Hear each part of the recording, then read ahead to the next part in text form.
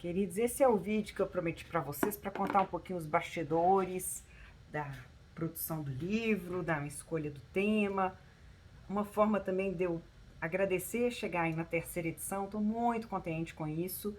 E aí eu vou contar, como eu disse a vocês, com o objetivo de contribuir, porque muitas vezes a gente fica um pouco perdido, principalmente o pesquisador, na escolha do tema, em geral na vida, né? Que caminho que a gente vai seguir, que apostas que a gente vai fazer. Mas antes, deixa eu só fazer uma coisinha que tá me incomodando.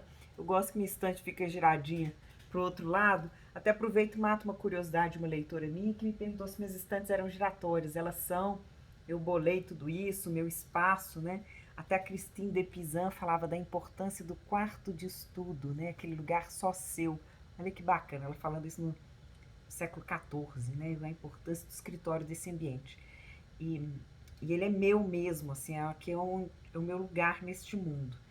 E eu bolei ele todo, né? Eu vi essas estantes giratórias na livraria da Vila. Atrás eu tenho um jardim de inverno. Dá pra ver pela fresta aqui uma luzinha, né? E aqui nos quadros eu coloco um pouco uma cronologia do uma linha do tempo mesmo. Agora eu tô fazendo inclusive pro próximo livro, já tô armando aí uma lógica para eu ver tudo que aconteceu e daí eu ir armando meu raciocínio, né? Que a história tem umas coisas contraditórias engraçadas. Você fala, gente, mas isso aconteceu depois. A gente vê que nada é evolução, não, né? A história vai e volta. Mas vamos deixar minha estante assim, que eu tenho os meus livros lindos. Tenho o prêmio Abel, que eu tenho uma alegria, escultura, não sei se está dando pra ver. É linda, é uma escultura de um livrozinho, tá vendo? Aberto.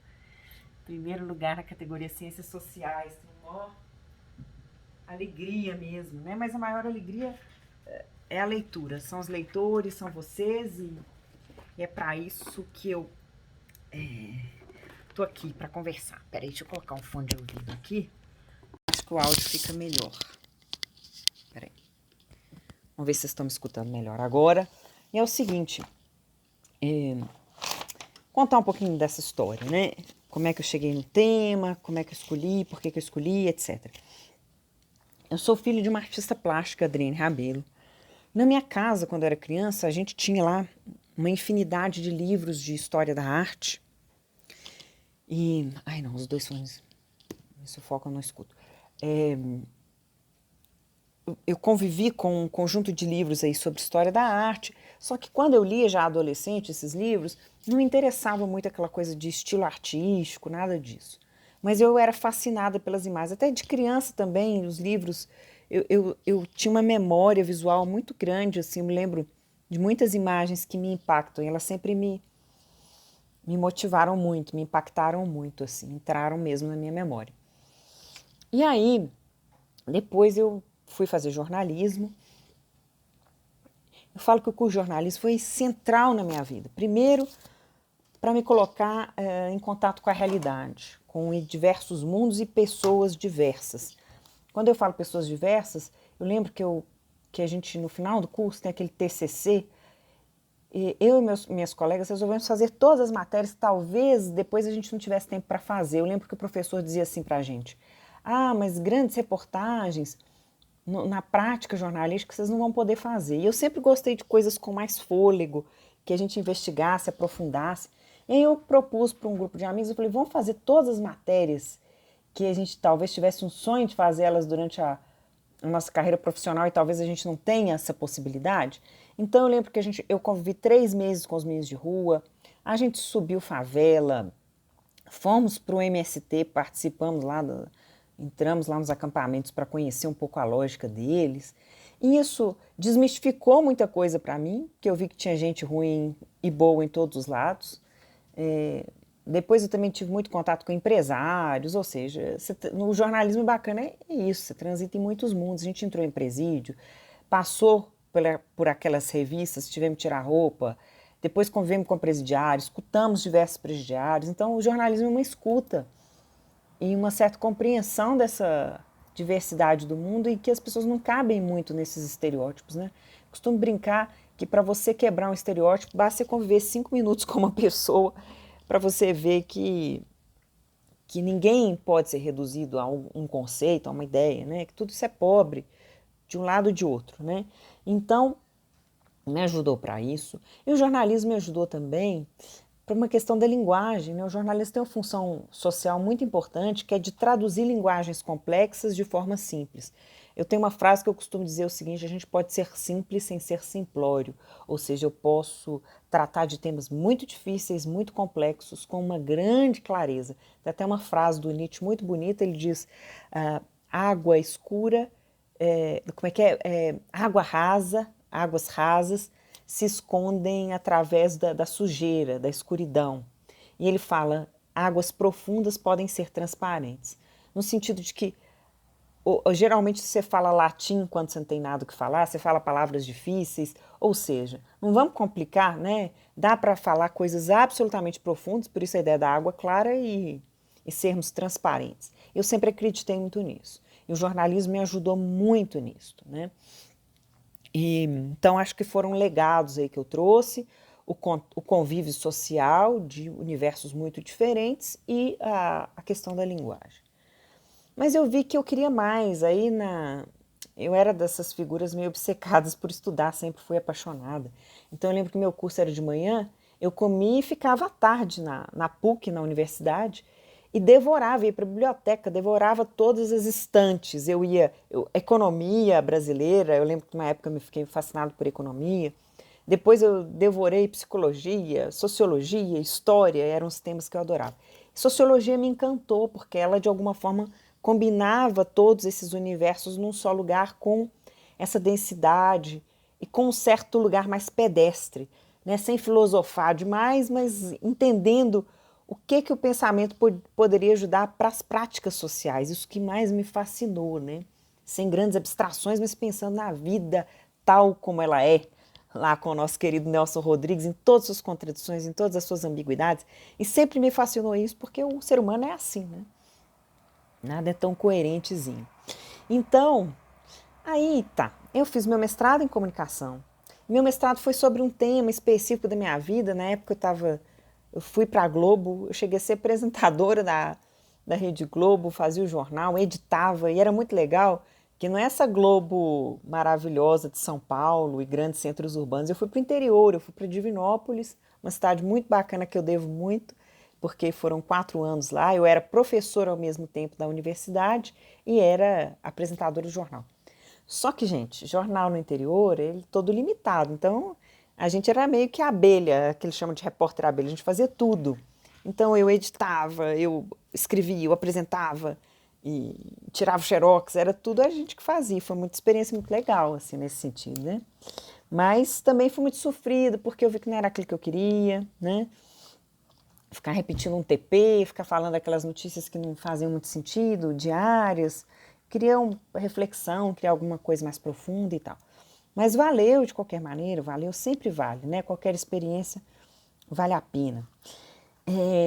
E percebi claramente que minha paixão era mesmo a sala de aula, né? Sempre, nunca abandonei. Agora que a vida me exigiu outras coisas, eu estou com muitas demandas e a sala de aula ficou um pouco impossível. Mas a gente tem agora essa sala virtual, né? Que eu me redescobri aqui com vocês. E aí, meu tema do mestrado, inclusive, foi sobre esse, jornalismo interior e tal. E lá no meu mestrado em comunicação, uma professora, a Vera França, disse uma frase que me tocou muito. Ela disse o seguinte: a gente só conhece aquilo que a gente ama. E aquilo ressoou forte dentro de mim, porque eu falei, poxa, eu vi que eu tinha feito no mestrado um tema que era de uma experiência temporária da minha vida, mas não era aquela grande paixão que eu tinha. E aí eu me dei conta, eu lembro que eu tinha uma colega de mestrado, que ela começou a ter uma repercussão muito legal, ela fez um trabalho sobre a maternidade. E aí ela viu que aquilo era uma questão importante para a vida dela, e ela disse isso, ela fala assim, a gente tem que ver uma certa recorrência da nossa vida e descobrir qual que é o grande tema, né? Eu falei, gente, é isso, eu tenho que ir atrás de alguma coisa que eu ame, que tenha sido uma grande recorrência. E aí eu percebi o quanto as imagens tinham sido importantes. Eu fui olhando para a minha trajetória, sabe quando você para e olha para trás? Eu precisei fazer isso para descobrir o meu tema de pesquisa. parei, olhei para trás, vi a importância das imagens, vi que não queria fazer história da arte, vi que eu queria sociologia, eu queria esse campo mais jornalístico, uma investigação mais documental. Então eu falei, eu vou fazer uma sociologia da imagem, mais do que da arte propriamente. E a mulher, para mim, sempre foi uma figura emblemática, porque eu vi que ela não era, que ela era ambígua, né? Tinha uma certa ambiguidade na representação do feminino que eu queria investigar, saber um pouquinho mais ali. E fui sem esses, eu sempre fui para desbravar mesmo as coisas e fui sendo surpreendida, né? A ideia da subversão feminina foi uma grande surpresa para mim e ver que as mulheres foram protagonistas, inclusive, da história, subvertendo tudo que eu havia até, inclusive, estudado, né? Mas aí foi isso, então acho que tem 3 elementos aí importantes para a minha escolha da pesquisa. Primeiro é a gente entender um tema que nos apaixone, que é isso, né? Descobrir alguma coisa que recorra. Eu falo que tudo na vida muda pra caramba, mas tem alguma coisa que se repete, que é essa paixão mesmo, né? Tem paixões provisórias, mas tem uma paixão que é recorrente. Então a gente olhar e descobrir qual que é esse nó é fundamental para todo o caminho. Depois, eu acho que tem um componente também da gente fazer uma escolha sem pensar muito nas expectativas dos outros, né? Porque muitas vezes a gente faz uma escolha pensando em agradar o orientador, em agradar aquele, ou ir pelo tema que está ali em voga naquele momento. Então, eu acho que por isso que escolher as nossas próprias paixões a melhor intuição, né? Então, a gente não tem que pensar, porque muita gente faz isso, né? Querendo o título de mestre, doutor, vai atrás um pouco da linha de pesquisa do orientador e se perde. E aí o segundo ponto, que talvez seja importante para a escolha, eu aprendi com um outro amigo meu, que é o Gilles Lipovetsky, que é um francês, muitos de vocês já devem ter até lido ele, inclusive. Eu conheci ele em 2008, foi muito legal esse encontro. Eu conheci ele em Madrid, eu fui palestrar sobre um artigo que eu tinha publicado no Museu do Trajet. Eu lembro, foi tão engraçado, que eu fui lá, entrei dentro da universidade, esse museu ficava dentro de uma universidade, num campus, me parece, e aí eu lembro que eu perguntava para as pessoas onde é o Museu do Traje, e ninguém entendia nada dos espanhóis. Aí eu tive que mostrar como era escrito, alguém, traje. Eu falei, gente, é tudo parecido, por que vocês não entendem a gente?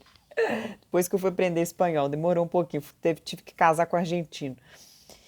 E aí, queridos, eu tive esse encontro e o Lipovetsky, a gente se tornou grandes amigos. Toda vez que ele vem palestrar o Brasil, ele fica aqui comigo, com meu marido. Ele também fez muita amizade com o Juan. E ele é uma pessoa queridíssima. E ele sempre foi um grande conselheiro meu. Nosso tema, a gente saía para caminhar longas horas, fumando um cigarrinho e tal. E aí ele falava assim comigo, Isabelle, você tem que ser criativa. Não repita alguma coisa que alguém já escreveu. Você não, o Foucault já escreveu o que tinha que escrever, o Goffman, o Norbert Elias, você tem que ser autoral. Eu falei, poxa, que legal isso. Ele falou, olha, mas respeite o legado, leia todos esses caras. Inclusive, ele me passou vários livros de autores que nem estavam ainda traduzidos no Brasil, escritos em francês. Eu consigo me virar. Falar não, viu, gente?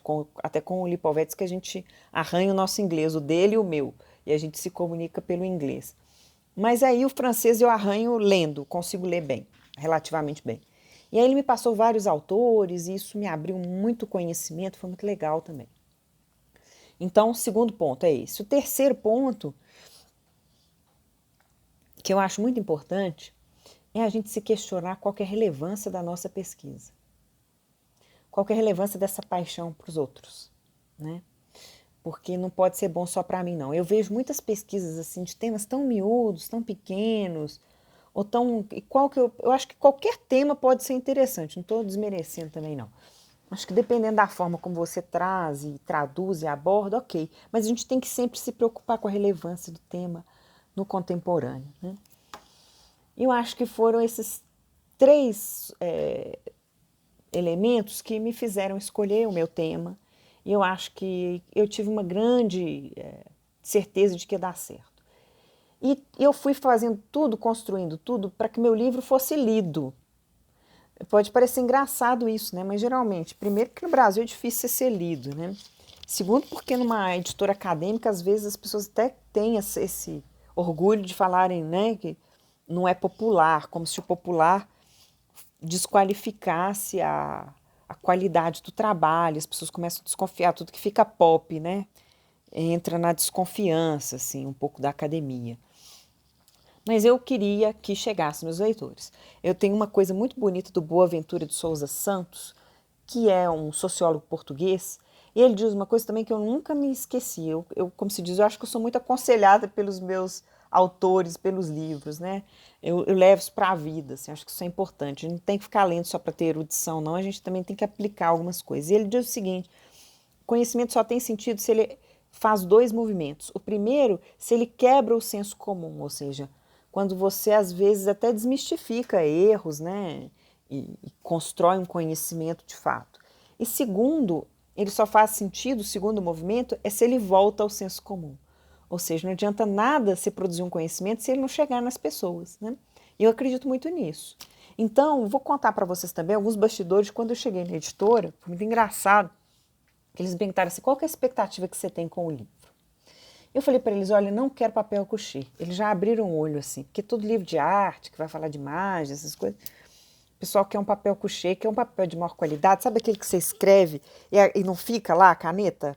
E apaga com o tempo, rabisca, ele é todo bonito, brilhante, mas eu queria papel mesmo, assim, para poder escrever, sabe? Deixa eu ver, os meus livros são todos escritos, até os meus mesmos, tá vendo? Eu rabisco, eu escrevo, eu queria esse espaço para as pessoas poderem fazer comentários em cima e embaixo, o livro é cheio de espaços, então isso eu achei muito legal. Queria que o papel fosse barato mesmo, para o livro ficar barato, para as pessoas poderem comprar. Pedi para publicar 3 livros e não um só, porque eu me lembro, eu até peguei esse livro de exemplo aqui, que é o do, que eu adoro, né, que é o livro do Gumbrich, A História da Arte, do Gumbrich, que para mim é um dos livros mais fascinantes sobre história da arte, só que o livro pesado, difícil de levar, eles até fizeram uma versão pocket, eu comprei também para poder viajar com ele, mas também já assusta todo mundo, né? Você pega um livro desse e fica até com preguiça e fala: ai meu Deus. E você acredita que o meu, ele tem 686 páginas? O meu tem mais ou menos a mesma coisa. Só que ele não assusta porque como são 3 aqui, ó, é mais ou menos igual. E o peso dos 3, né? Dos 3 é. Mas assim, cada um é levinho, fácil de levar.